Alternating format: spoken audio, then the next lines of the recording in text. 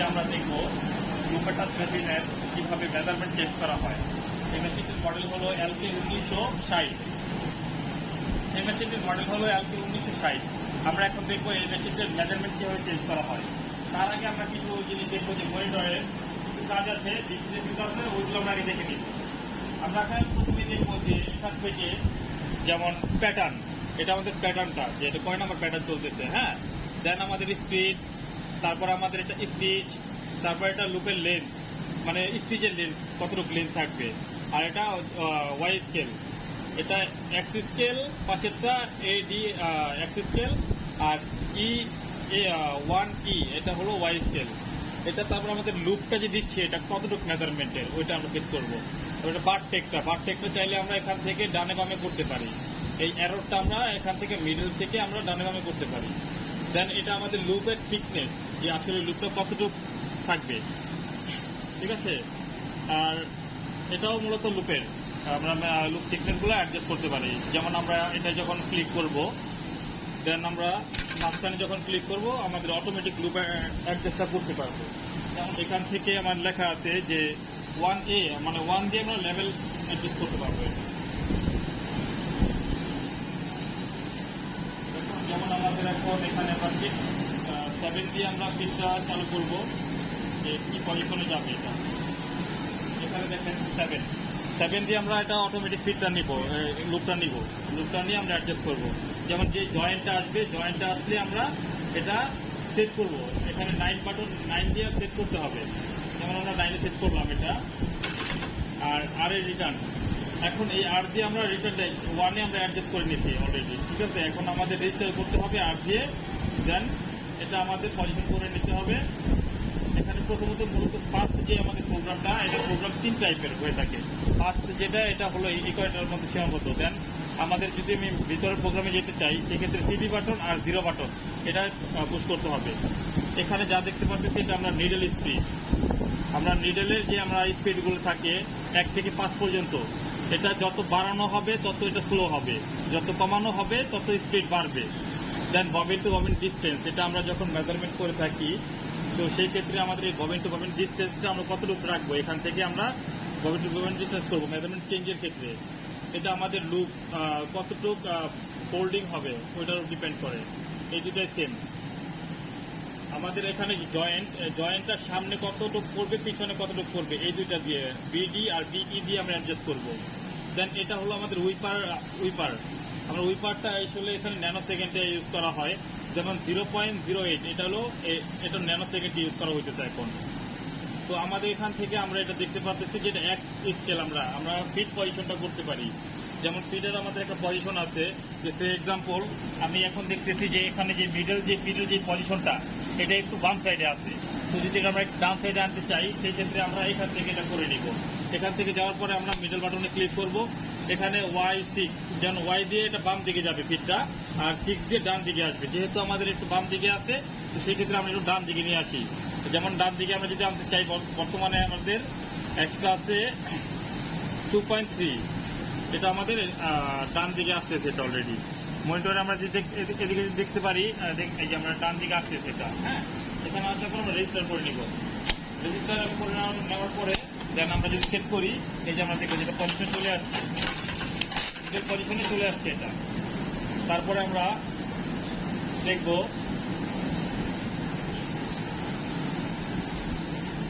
আমাদের ফিট পজিশনটা এখান থেকে আমরা করতে পারবো, ডানে বামে নিতে পারবো। আর এটা হলো ওয়াই স্কেল, আগেটা ছিল এক্স স্কেল, এটাতে আমি সামনে পিছনে করতে পারবো সেম ওয়েতে। দেন এটা হলো রয়েস, আমরা যে রয়েসগুলো যেমন লুপের বাম সাইডে কম বেশি থাকে, ডান সাইডে কম বেশি থাকে, সেই ক্ষেত্রে আমরা রয়েসটা, যেমন এই যে রয়েসটা এখানে আছে, এই যে ফোল্ডিং হওয়ার পরে যে রয়েসটা থাকে এটা অনেক সময় ডান দিকে বের হয়ে যায়, অনেক দিকে বাম দিকে বের হয়ে যায়, সেখান থেকে আমরা এটা অ্যাডজাস্ট করতে পারবো এখান থেকে। আর আমাদের এটা মনে রাখতে হবে, এখান থেকে যখন আমি অ্যাডজাস্ট করবো সেক্ষেত্রে অটোমেটিক বারটেক পজিশনটা চেঞ্জ হবে। তো নর্মাল যখন প্রথম প্রোগ্রামটা যেটা দেখালাম যে বারটেকটা ওই জায়গা থেকে মেজারমেন্টটা করে নিতে হবে। আর এটাকে বলা হয় নিপার। এই যে আমাদের এখানে একটা নিপার থাকে, যেমন উইপারের যে সুতাটা শর্ট করে আমরা প্লেন মেশিনে বর্তমানে নিপার সিস্টেম আসছে, এটা দিয়ে আমরা এটা অন অফ করতে পারি। এটা হলো এই দুই প্রোগ্রামের কাজ শেষ এখান থেকে। দেন এখান থেকে আমাদের কিছু কাজ আছে ফিট আমরা প্রথমে যে স্টিচগুলো করি সেগুলো, আচ্ছা এই প্রোগ্রাম থেকে আমরা দেখতে পারি মেন যে প্রোগ্রামগুলো যেমন আমাদের সবসময় লাগে, যেমন এই যে স্পিড, এই স্পিডটা হলো যে লুপকে টান দেয়। যেমন আমাদের যে লুপটা লাগাই নিচ্ছে এখন 2000 আছে দেওয়া, সাপোজ আমি যদি 1000 দিয়ে থাকি, এটা 1000 দিলে আমরা দেখবো যে লুপটা যখন নিয়ে যাবে খুব স্লোলি আসবে ওইটা, যেমন এটা আসতেছে খুব স্লোলি নিতেছে, ঠিক আছে, আমরা ফলো করি, এটা খুব স্লোলি আসতেছে আর নিতেছে। হ্যাঁ, তো এখন আমরা এদের সিস্টেমের স্পিড আমি এটা বাড়াতে চাই, তো সেই ক্ষেত্রে আমরা এখান থেকে যত বেশি দিব তত এটা স্পিড বাড়বে। যেমন এটা 2000 দেওয়া ছিল, আসলে এটা 2000 না, এটা 1500 স্ট্যান্ডার্ড, আমরা 1500 দিয়ে রাখবো।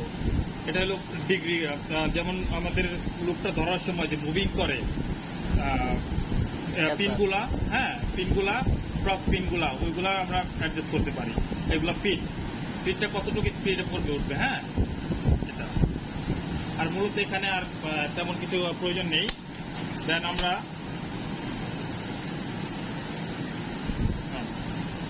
এখন ডিপ সুইচে কিছু কাজ দেখবো। ডিপ সুইচে কাজ দেখতে গেলে আমরা যদি এখান থেকে এই যে সেকেন্ড যে বাটনটা, হ্যাঁ এই সেকেন্ড যে বাটনটা, এটা যদি আমরা এখন বর্তমানে এটা অন করা আছে, যদি আমরা অফ করে দেই, অফ করে দিলে আমাদের অটোমেটিক মনিটরটা লক হয়ে যাবে। আমরা যেমন স্পিডটা বাড়াবো কমাবো, এই যে এটা লক হয়ে আছে, এখান থেকে আমরা লক হয়ে আছে, যে এখানে লক একটা আইকন আছে তালার মতো, ঠিক আছে, এটা লক করা আছে। আমি যখন এই ডিপ সুইচটা আমি এটা আবার অন করে দিব, অফ করে দিব, তখন এটা আমাদের অন করে দিলাম, অটোমেটিক এটা আনলক হয়ে গেছে। এখন আমরা এটা ইচ্ছা মতো মনিটর থেকে যা খুশি চেঞ্জ করতে পারবো, কিন্তু লকটা থাকা অবস্থায় চেঞ্জ করতে পারবো না। আর একটা নর্মালি আমাদের লক আছে ডাটা লক, তো ডাটা লকটা যদি আমরা করতে যাই সেই ক্ষেত্রে এই টিভি বাটনটা চাপ দিয়ে ধরে রাখতে হবে, এখানে ডাটা লক লিখা আসবে, চলে আসছে ডাটা লক। এখন আমরা এখান থেকে আমরা কিছু চেঞ্জ করতে পারবো না, ঠিক আছে, এখান থেকে আমরা কিছু চেঞ্জ করতে পারবো না ডাটা লক করা। দেন আবার যদি আমরা এটা আনলক করতে যাই সেই ক্ষেত্রে সেম পজিশনে আবার আমরা টিভি বাটনটা চাপ দিয়ে ধরে রাখবো, আনলক হয়ে গেছে। তো এখন আমরা মূলত আমরা যে কাজটা করবো, আমরা মেজারমেন্টটা চেঞ্জ করবো। মেজারমেন্টটা চেঞ্জ করার জন্য প্রথমে আমরা মেজারমেন্ট থেকে আমাদের এই আরেকটা মেশিন থেকে মেজারমেন্ট নিয়ে নিচ্ছি, নিডল টু নিডল কতটুকু রাখবো। মূলত এটা মেজারমেন্ট টেপ দিয়ে করলে খুব সুবিধা, আর যেহেতু আমার কাছে এখন মেজারমেন্ট টেপটা নেই, এই জন্য আমি এটা কার্ড, অন্য মেশিন থেকে কার্ড দিয়ে আমি নিয়ে নিচ্ছি। তো এটা করতে গেলে আমাদের এই যে নিডল থেকে ছিদ্রটা নিয়ে নিতে হবে, ছিদ্র করে নিতে হবে। দেন প্রথম আমাদের স্টেপটা হলো নিডল টু নিডল যে পজিশনটা, ওইটা আমরা ঠিক করব। আমাদের পুরোপুরি দেখা যাচ্ছে যে এখান থেকে আমাদের 1/4 মতো বাড়বে, হ্যাঁ 1/4 মতো বাড়বে। তো সেই ক্ষেত্রে আমরা প্রথমে নিডলটা আমরা পজিশন করে নিব 1/4, ওকে, নিডলটা 1/4 করে নিলাম।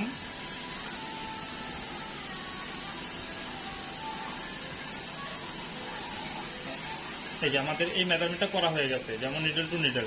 এটা আমাদের আসলে মেজারমেন্টটা হলো এখানে ছিল 46 মিলি, ঠিক আছে, এখানে ছিল 46 মিলি, ওকে। আমরা এখন নাট টাইট দিয়ে দিলাম, এটা আমাদের নিডল টু নিডল যে মেজারমেন্টটা নেওয়া দরকার ছিল ওইটা নিয়ে নিচ্ছি। এখন মূলত আমাদের আমরা এখন এই মেজারমেন্টটা একটা ছিদ্র করে নিয়েছিলাম, এই ছিদ্রটা সহ আমরা এটা করব। যেমন আমাদের এই কার্ড দিয়ে যে মেজারমেন্টটা করে নিয়েছিলাম সেটা এখানে আমরা টাইট দিব প্রথমে করে, যেমন দেখতে হবে যে আমার আগে পজিশন ঠিক ছিল কিনা। ঠিক আছে, আমি টাইট দিয়ে দিচ্ছিলাম।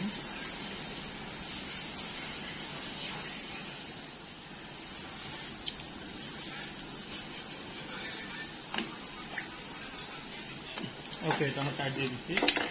এখন আমাদের মেইন কাজটা হলো, দেন আমাদের এখন যদি আমি ফিটটা উঠাই সেই ক্ষেত্রে নিডলটা ভেঙে যাওয়ার চান্স থাকে, সেই ক্ষেত্রে আমাদের নিডলটা আগে ফিটটা পজিশন করে নিতে হবে।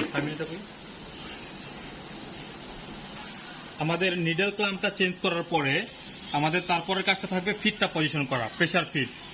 তো আমরা প্রেসার ফিটটা পজিশন করতেছি। এখন দুটো নাট লুজ দিয়ে আমরা এখন ড্রাইভারের সাহায্যে এটা আমরা মিডল নেওয়ার চেষ্টা করব।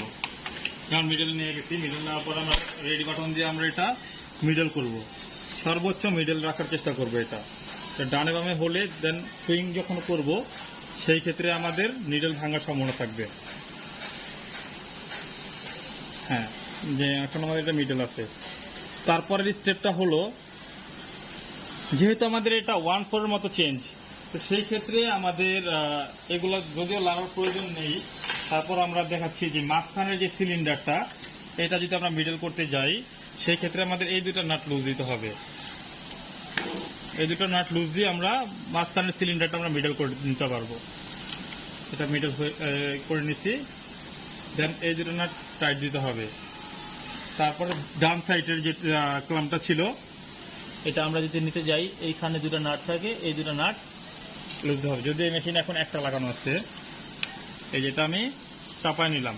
যখন বড় করব সেক্ষেত্রে বড় করতে গেলে এটা এদিকে চাপাতে হবে, আর ছোট করতে গেলে এটা মাঝখানে নিতে হবে, তা না হলে এই ফ্রকটা এখানে লেগে যাবে।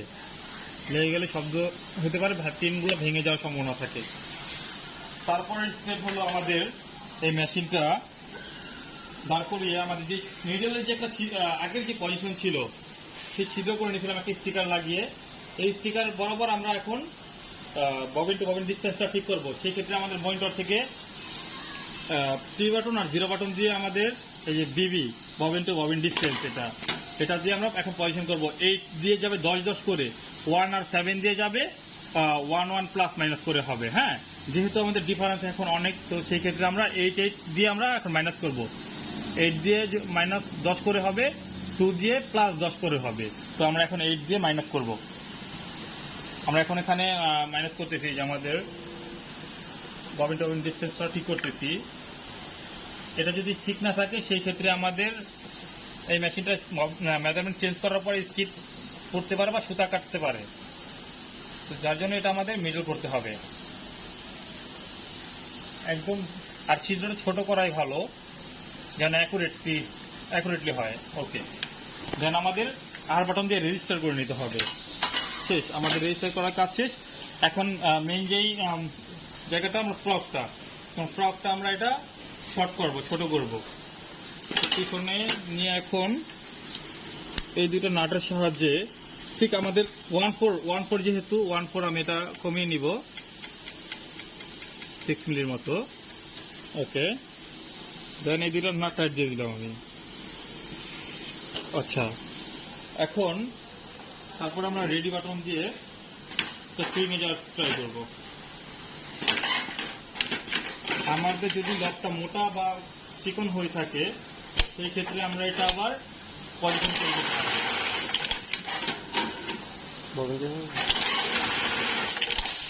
এখানে মনে হয় সুতা নেই, স্টপ করেন পাবেন সেটা।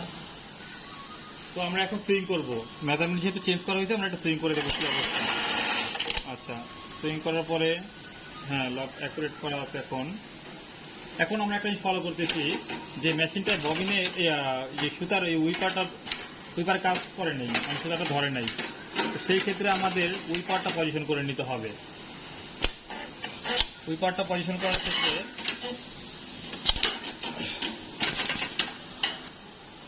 তো আমাদের এখন যদি উইপারটা সেট করতে যাই, সেই ক্ষেত্রে এখান থেকে 2টি নাট থাকে, 2টি নাট লুজ দিয়ে, যেহেতু আমাদের 6 মিলির মতো ছোট করা হয়েছে, এটা আমরা 1/4 ভিতরে দিয়ে দেবো। এটা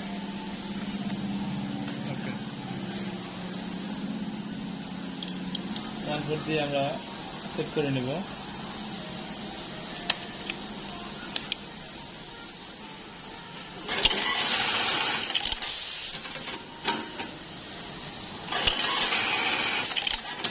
এখন আমাদের এটা উইপারে কাজ করতেছে।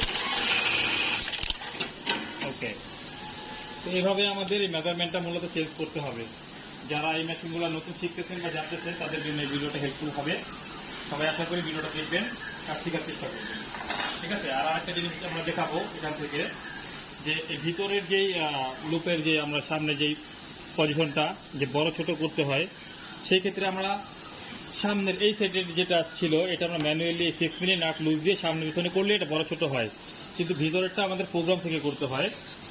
যেমন আমাদের এখান থেকে বিসি, যেমন এখানে 25 দেওয়া আছে, আমরা যতটা কমাবো সামনের লুপের এই রয়েসটা তত ছোট হবে। যেমন এটা আমরা এখন সাপোজ বিসি। আচ্ছা, এখন আমাদের আনফর্চুনেটলি যদি আমরা কখনো যদি ভুল টিপ পড়ে যায়, যেমন এগুলো পয়েন্ট ভুল টিপ পড়ে যায়, একটা চেঞ্জ করতে গিয়ে আরেকটা হয়ে যায়। তো সেই ক্ষেত্রে আমাদের প্রিভিয়াস যেই ভ্যালুটা ছিল ওল্ড ডাটা, ওটা কিভাবে দেখবো? ওটা আর বাটনে চাপ দিলে আমাদের ওল্ড ডাটা শো করবে। যেমন এটা কত ছিলাম এটা প্রথমে খেয়াল করতে পারি নাই, তো এখন এখানে শো করবে ওল্ড ডাটা। এখানে 0.1 ছিল এই ভ্যালুটা, আমরা 0.1 করে দিতে পারি। যেমন এটা আমাদের ডাটা সেভ হয়ে গেছে অলরেডি। হ্যাঁ, দেন বিসি বাটন, বিসি দিক থেকে আমরা সামনের রয়েসটা বড় ছোট করতে পারবো। তো এটা আমরা যদি বড় ছোট করি, এখন এটা 25 আছে, আমি এটা সাপোজ এটা আমি 18 দিলাম। তো সেই ক্ষেত্রে আগের যে রয়েসটা ছিল, এখানে আমরা দেখাচ্ছি আগের রয়েসটা প্রায় হাফ ইঞ্চি প্লাস ছিল, ঠিক আছে এখানে এটা। তো এখন দেখি আমরা কতটুকু চেঞ্জ হয়, এর পরেরটা দেখতে হবে, ডাটা চেঞ্জ করার পরেরটা দেখতে হবে। এটা হাফ ইঞ্চি প্লাস আছে, প্রায় 1 ইঞ্চি কাছাকাছি। এখন আমাদের দেন এটা আমরা দেখতেছি অলরেডি শর্ট হয়ে গেছে, এটা আগের তুলনায় শর্ট হয়ে গেছে। এটা চাইলে আমরা এই ভ্যালুটা দিয়ে আরো কম বেশি করতে পারবো। তো এটাই, সবাই ভালো করে মেশিনটা যারা কাজ করবেন প্রপারলি কাজ করার চেষ্টা করবেন। এই কাজটা অনেক ভ্যালুয়েবল কাজ। ধন্যবাদ।